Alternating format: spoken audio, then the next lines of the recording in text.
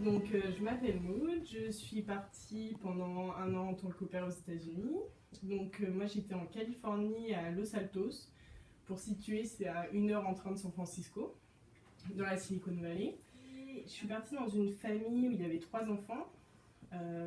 Quand je suis arrivée, ils avaient 2 ans et demi, 4 ans et demi et 7 ans.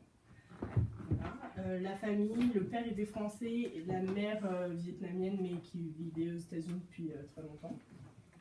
Alors, on va pas se mentir, mon niveau était catastrophique. Au final, en fait, ça nous met directement dans le bain et on se dit, bon, bah, c'est là qu'il faut se bouger les fesses et s'en sortir.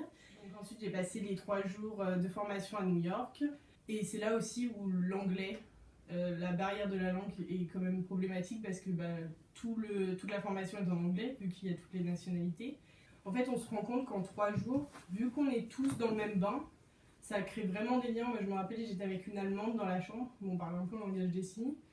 Et je me rappelle que quand, au bout des 3 jours, on est parti, c'est pas limite, on pleurait quand on s'est dit au revoir. En plus, elle allait à New York et moi sur la côte ouest, donc pour se revoir, c'était un peu compliqué.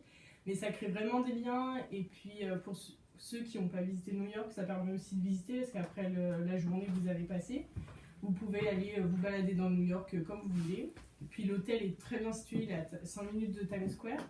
Ce qui fait que en fait, vous pouvez tout faire à pied. Vous avez la bouche de métro du Madison Square Garden qui est à côté, donc si vous voulez vraiment vous déplacer dans Manhattan, c'est pas un problème. Et puis voilà, après, moi j'ai eu la chance que ma host family m'a envoyé un colis pendant la formation. Et c'était vraiment surprenant, il m'avait pas prévenu, j'étais la seule. Il y a le coursier qui est arrivé qui a dit Maudardi, oui c'est moi, qu'est-ce que vous voulez? Et donc il m'avait envoyé un colis avec une carte Starbucks, un plan de New York, tout ça. C'est très sympa. On va dire que c'est mieux pour commencer, ça met moins d'appréhension quand on arrive dans la famille. Et donc ensuite j'ai pris l'avion pour aller jusqu'à San Francisco et c'est là où ma host family, la mère et la plus grande des enfants sont venues me chercher. Puis l'aventure a commencé. Vu que j'étais dans une famille où le père était français, moi je devais parler français aux enfants. Pour l'intégration dans la famille et même l'approche avec les enfants, c'est beaucoup plus simple. Surtout quand au départ on parle pas très bien anglais. Pour communiquer avec eux, ils nous comprennent et donc c'est vraiment plus simple. Après l'anglais, moi je suis très contente parce que maintenant je peux tenir une conversation, je comprends à peu près tout ce qu'on me dit. Et ça m'a pris, on va dire, 6 mois pour que je puisse vraiment bien parler. Comprendre, c'était au bout de 3 mois avec la radio, les séries qu'on regarde, les amis qu'on se fait. Par exemple, j'avais des amies italiennes, allemandes, ce qui fait que bah, on pouvait parler que anglais, donc ça accélère la progression. Et donc maintenant, je suis plutôt contente de mon niveau d'anglais. C'est vraiment en fait de ne pas avoir peur d'aller vers les Américains et de leur parler, parce qu'en fait, c'est comme ça qu'on progresse. Au niveau sociabilité, ensuite, moi je sais que j'avais mis un post sur Facebook, voilà, j'habite ici. Je viens d'arriver, voilà, je cherche des amis, il ne faut pas avoir peur de le dire, on est tous passés par là.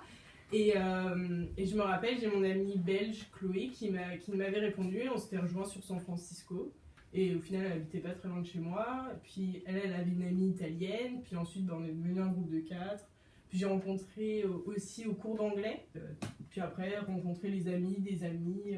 J'ai rencontré une amie qui est hollandaise, justement de mon amie allemande.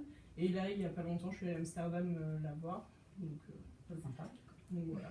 Moi, je me rappelle toujours du premier jour où j'ai déposé les enfants à l'école et que j'ai vu toutes les mères ou les nannies qui étaient en tenue de sport. Parce que ça, en France, on va dire que les gens sont quand même habillés normalement. Et là-bas, ils étaient toutes en tenue, les dernières Nike, le dernier legging qui est sorti, etc. Et toutes en tenue de sport. Et ça m'avait choquée. Et d'ailleurs... moi-même, avant, je mettais que des jeans et là-bas, quand je mets les enfants à l'école, je tourne les jeans parce que... J'étais adaptée à la mode. C'est ça, exactement. Quand on va au supermarché, par exemple, aux États-Unis, c'est Carrefour x3. C'est immense, tout est super bien rangé. Puis on trouve des produits assez bizarres aussi, quand même, comme la pâte de chamallow. Ça, c'est vraiment pas terrible. Il y a du beurre de cacahuète partout. Alors, on a un bon échantillon, vous pouvez regarder, c'est vrai qu'on s'est fait la réflexion qu'il y avait beaucoup de beurre de cacahuète. Oui, c'est ça. Les Américains adorent le beurre de cacahuète. Bah, je trouve la conduite est beaucoup plus facile là-bas. Bon, donc quand en fait on est arrivé, on doit passer. Moi j'étais en Californie, donc je vais passer le permis californien. Donc j'ai dû passer le code californien. Ça va coûter $30. D'accord. Donc Et pour ça le t'a- code et la conduite. D'accord. Et la voiture automatique aussi, ça change la vie, la voiture automatique. Bah, surtout aux États-Unis où il y a tellement de voies, par exemple sur l'autoroute, quand vous avez une 6 voies, que vous devez ralentir, pas rétrograder, etc. Enfin, c'est beaucoup plus facile, quoi.